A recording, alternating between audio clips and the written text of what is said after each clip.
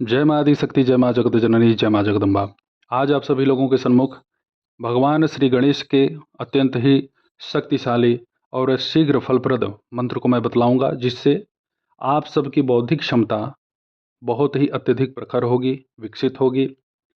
कोई अल्प बुद्धि है, पूर्णतया मतिमंद है, अथवा जिस किसी को मस्तिष्क से संबंधित कोई दवा चल रहा हो, वह भी इस मंत्र का जप करे, या वह जप करने में असमर्थ है तो उसके घर परिवार में कोई जप करके उसे अभिमंत्रित जल पिलाए, तो वह भी उस मस्तिष्क के विकार से, जो भी उसे समस्या है, उससे भी उसे शीघ्र राहत होगा।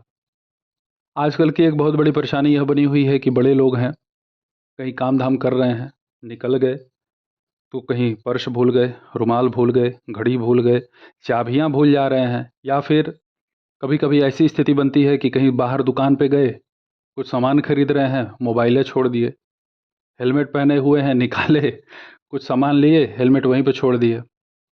आजकल ये समस्या बहुत आम हो गई है।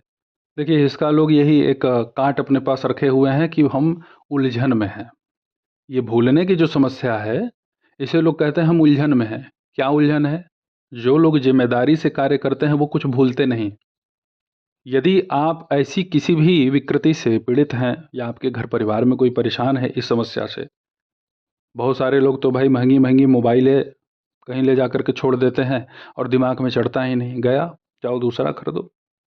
और बहुत सारे लोग इन सभी समस्याओं से पीड़ित होकर के आत्महत्या तक कर लिए हैं कि मैं खाली भूल ही रहा हूँ, मुझे याद क्या है।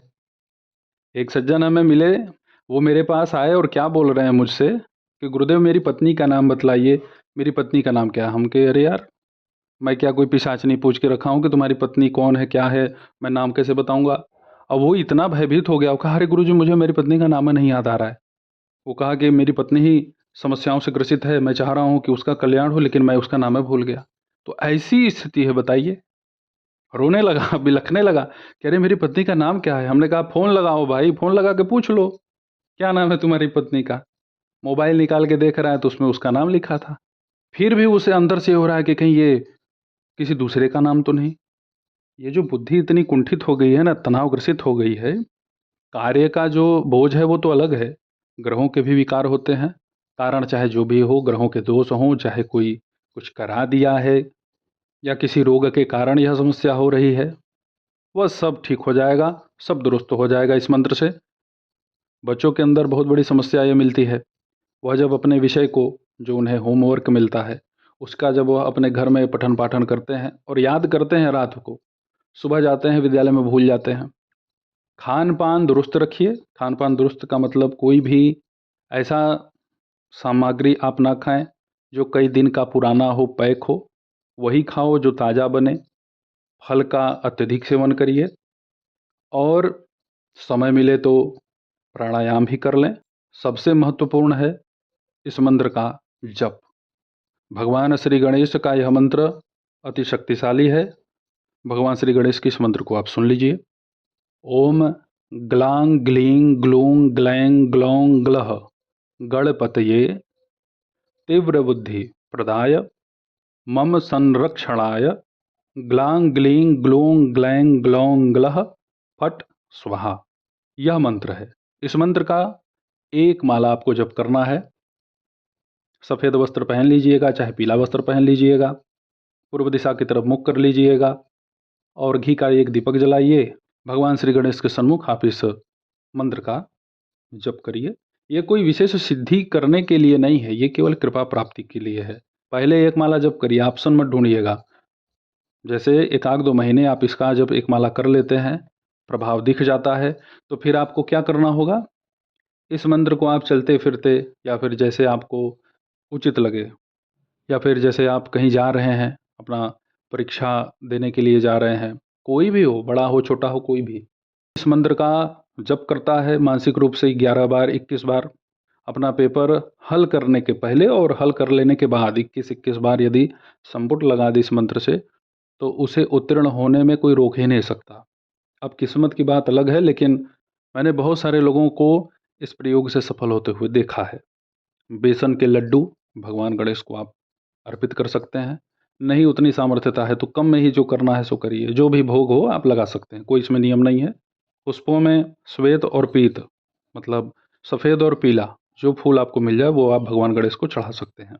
रुद्राक्ष की माला पे इस मंत्र का जप कीजिएगा। बड़े से बड़े संकट, बड़े से बड़े घोर विपत्ति का भगवान गणेश इस मंत्र के माध्यम से समाधान कर देते हैं। इस मंत्र का कहीं कोई आपको हवन करने का आवश्यकता नहीं है, केवल और केवल आप इस मंत्र का जप करिए। भक्ति भाव से, समर्पित भाव से भगवान श्री गणेश के इस मंत्र का आप जप करिए। इसका लाभ आपको त्वरित देखने को मिलेगा। भगवान श्री गणेश के भी कई भेद हैं भैया, एक दो गणेश नहीं हैं। जितना गहराई में आप उतरते जाएंगे उतने गणेश आपको मिलते जाएंगे। भगवान श्री गणेश को प्रसन्न करने के लिए बहुत ही प्रभावशाली, बहुत ही चमत्कृत यह मंत्र है। इसमें बहुत अत्यधिक कोई तामझाम करने की आवश्यकता नहीं है। भाई हमारे सनातन धर्म में प्रथम पूज्य भगवान श्री गणेश ही हैं और बल, बुद्धि, विद्या, शक्ति, समृद्धि, ऐश्वर्य सब कुछ प्रदान करने में भी समर्थ हैं। तो भगवान श्री गणेश के इस मंत्र का आप अवश्य ही निश्चित रूप से जप कीजिए, इसका पूर्ण लाभ उठाइए। जो भी आपकी समस्या है वह पूर्णतया दूर हो जाएगी, नष्ट हो जाएगी। और इस मंत्र का जप यदि आप 1 माह लगातार कर दें या 41 दिन कर दें, सवा महीने, तो आपको ये भूलने वाली जो आपकी एक परंपरा बनी हुई थी, जो जो इस समस्या से आप जूझ रहे थे, यह पूरे तरीके से दूर हो जाएगा। और भी बहुत सारे चमत्कृत शक्तिशाली इस मंत्र के आपको सामर्थ्य दिख जाएंगे। आप करके तो देखिए। इस मंत्र को डिस्क्रिप्शन में मैं उपलब्ध करवा दूंगा। तो मेरे द्वारा बताए गए भगवान श्री गणेश की इस बुद्धि प्रदाता, सर्व बाधा नाशक मंत्र का अवश्य जप कीजिएगा। ऐसे ही आप सभी लोगों की सेवा में मैं उपस्थित होता रहूँगा दिव्य विषयों के साथ।